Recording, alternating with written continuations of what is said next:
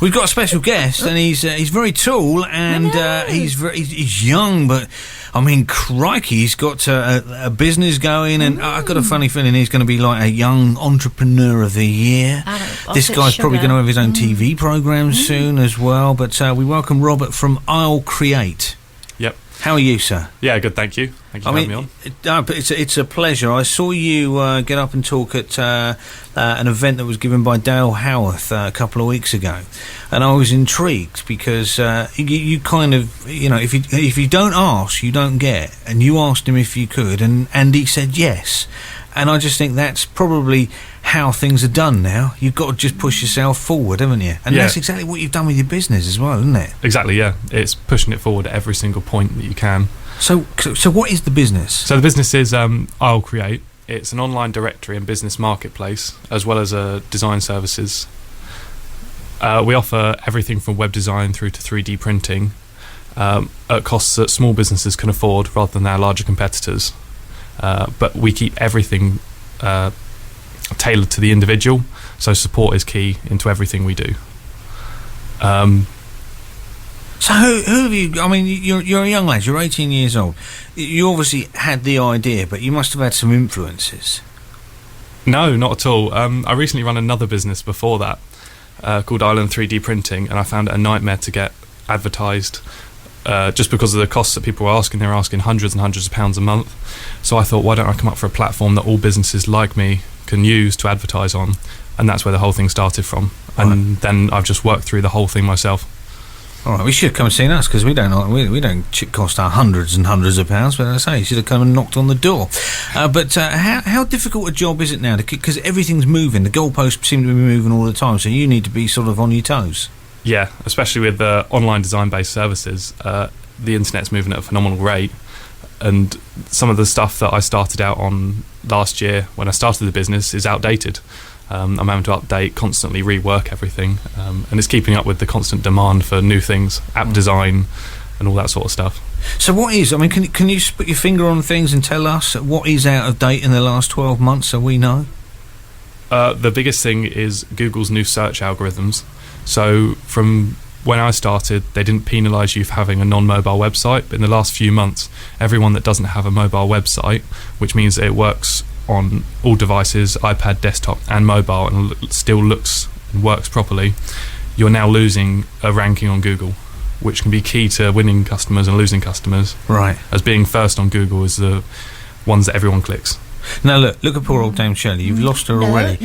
She's thinking a mobile. What's that go? Does that go above the bed, or you know? I know exactly what he's on about, because when you Google something, you always look at the first thing that's written there, don't you? Yeah, always the first one. Yeah, I'm with you. I'm with you. So just go back to the micro websites, because obviously the micro thing is something that I kind of understand, but don't understand it fully. A micro website is so when you load it up onto your phone, it fits the screen.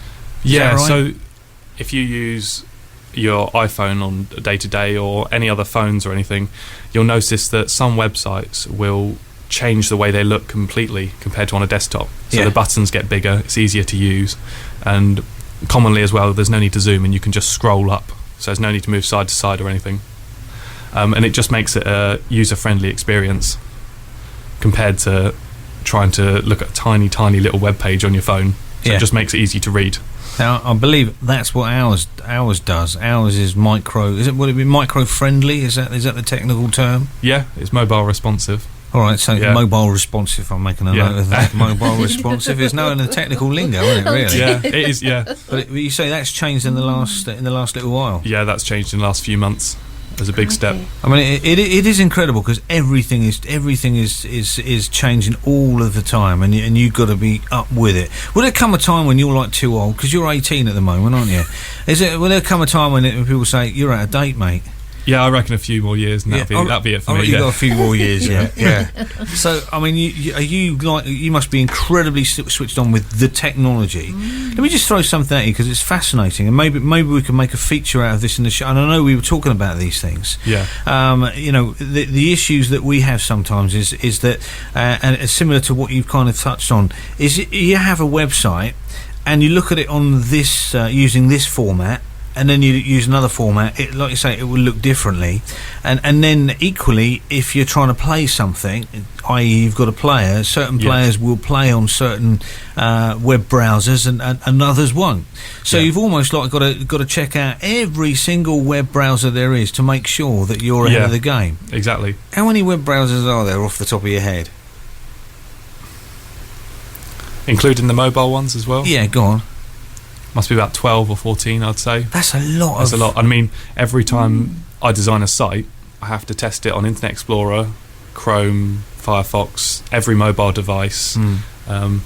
Internet Explorer being the worst, as the older versions, you have to do a whole new website just for Internet Explorer. Right. That is a fascinating thing, isn't it? When you've got to like, you know, it's not just a case of, right, we design this. You've got to design it in a format that speaks to all these other different things. Otherwise, it looks odd. Yeah, you've got to cater for that 1% that are going to view it on something else, and you can't afford to have it looking bad.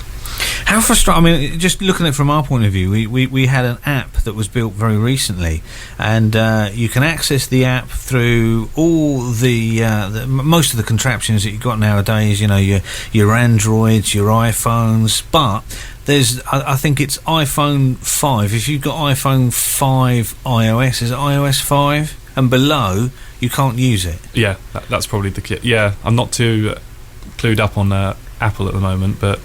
Yeah, that's normally the case. If you don't have an iOS, if you don't have the latest release, you can't use it. It's just so frustrating because it's just language, isn't it? Yeah. But obviously it's already been left behind. I got a question because I said to my wife the other day. I said, "Do you think that these Apple contraptions that we've bought now will still be not ahead of the game, but up with the game in 3 years' time, or will they be out of date?" See, I reckon they're still going to be usable, but I think 3 years' time, technology is going to change a lot more. Software's going to change, and our phones will probably do even more than they do now. They started moving towards the phones being able to do all your card payments and everything, so you just scan your phone, all that sort of stuff. And I've got a feeling if that comes into play heavily, they're going to start phasing out all the older phones that don't accept it for security reasons. Yeah. So the iPhone 4s, 4S, I think they're probably going to be gone. They won't be supported anymore, and it will be a case of your phone works, but they're not going to allow you to use it. So are they building? Just say, for instance, we've got the iPhone 6. Yep, 6. iPhone 6 there. Have they built this in such a way that it still will be, be able to be updated and used on most things in 3-4 years' time? Yeah, I think so with the iPhone 6, as it's the latest. And more so than perhaps if you bought an iPod Generation 1 all those years ago. Yeah, I mean, I don't think you can't update the software on those, for example. So you can't use the App Store. Do you know what? It's scary because you've got to stay ahead of that all the time, haven't you? Do you have nightmares? Does it keep you awake? Oh yeah, of course, yeah. Worrying about so it's just worrying about the rate of things moving, and the biggest worry is data security. That's all I worry about, is the fact that one day something's going to happen and someone's going to get in and take your data, or take the things that mean to you. Photos, all that sort of stuff, especially with this new cloud-based storage. I mean, we're hearing all the time that people have been hacked, and pictures and videos, and I mean, Dame Shirley's sweating because she's got some saucy pics, I'm sure, on the drive somewhere. I mean, what is the best way? What's the best advice you can give to somebody? How to stay ahead of the game? How to be, to not get hacked? I mean, always use different passwords. The key problem that most people do is they say, "Oh, I've used password for password," or 1 2 3 4 password, or using the same password over and over again.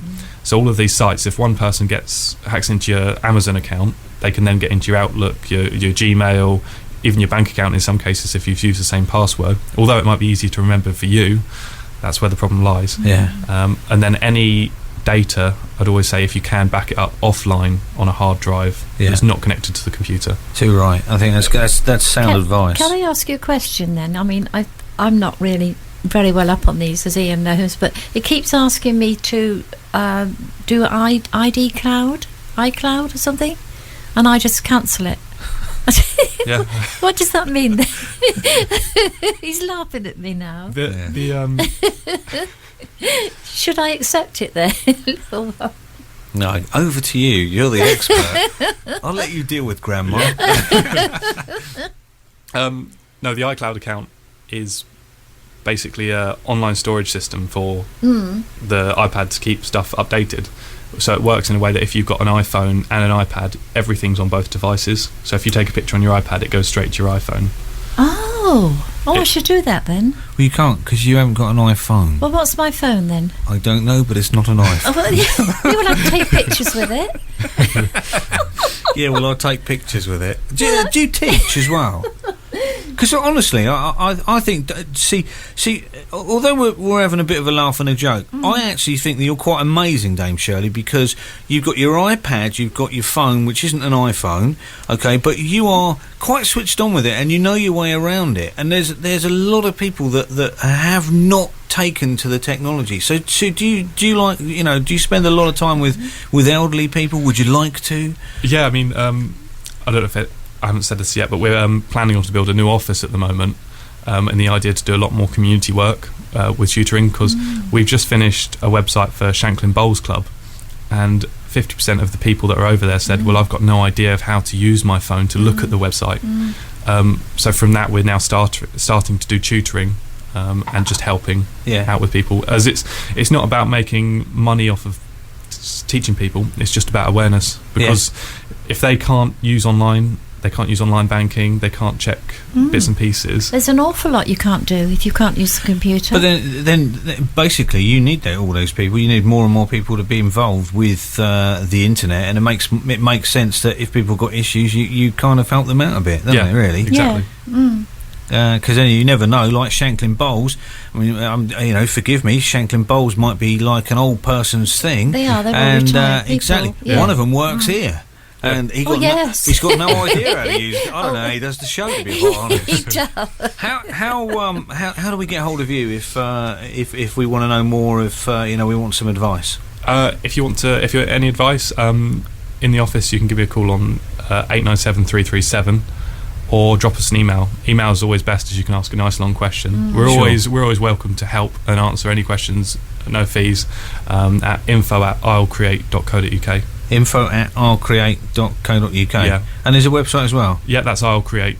So if you head on over to Isle Cre8, you'll see a list of things that we do. You better just spell out Isle Cre8, because I can see it in my head. I can see it. Can you? ISLE. Yeah. CREATE. See, that's where you come in. Yeah. All right. Yeah. It's it's so it's ISLECRE and then the number 8. Create. Right. See? Yeah. See what you did there? Create. Yes. Yeah. See. These are your customers. And it makes sense to train them up. You just think how dangerous you could be with a bit more information on computers. Hey, how much fun could that be? Would you? I mean, I'd be interested in talking about a show or a feature or something, because I think this would be fascinating. Yeah, I mean, I was been in the process of speaking about the tech show. If I'd mentioned to it, something along the lines of that. That'd be great to do. And allow people to asking questions every time on, either weekly or monthly for the show. Sounds a great idea. I think that'd be really does sound like a great idea. I'll tell you what we'll do. Thank you very much for your time now. We'll have a chat off air and we'll sort something out for sure. We're going to do our feature that we should have done in the last hour, which was our Under the Covers feature. And these are the Sweet and their version of Reflections.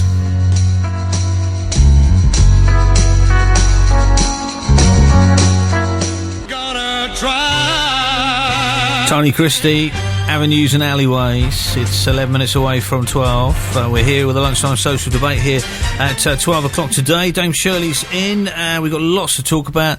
Robert's still here from Isle Cre8, and we're setting up a time for when he comes in and teaches us all about computers and computer language and website language and all that kind of stuff, and make sure that we're up to date. So, Robert, I think we've set a date as June the 1st. You're going to start this. Yeah, June the 1st. So you're going to come in. Let me just put your microphone up there. See, I'm like you, Dave Shirley, now, aren't I? Being a fool, acting the fool. So you're going to come in June the 1st. Yep. 12 to 1. 12 to 1. Should we just do a basic outline of computer websites, that sort of thing, and then once a month, maybe, or every other week, we can pick a feature that we can talk about? Yeah, definitely. So it's going to be, definitely a feature, something that's interesting to everyone. Are you a Twitter expert?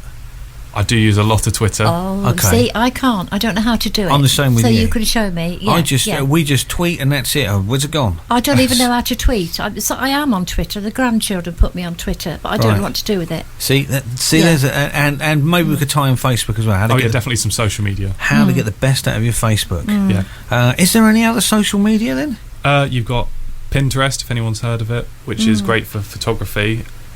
You've got LinkedIn, which is business based. So if you're a business person, then LinkedIn's great to have. And Instagram. I don't understand Instagram. Yeah, Instagram's actually overtaken Twitter now for business social media. Is that pictures again? Yeah, that's pictures again. And YouTube, of course, videos. Everyone uses videos every day. Okay, so you got to stay ahead of the game. You got to check this out. You got to know how it all works, and then pass on the details. Yeah, exactly. Crikey!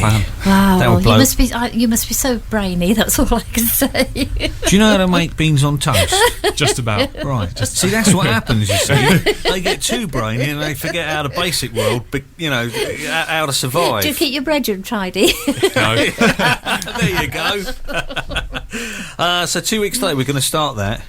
Excellent. I'm really looking forward to that because I think that's going to be a real eye opener. And you're going to be working with a couple of dummies. You know that, don't you? Yeah, no, that's fine. That's the idea. One dummy. Helping everyone.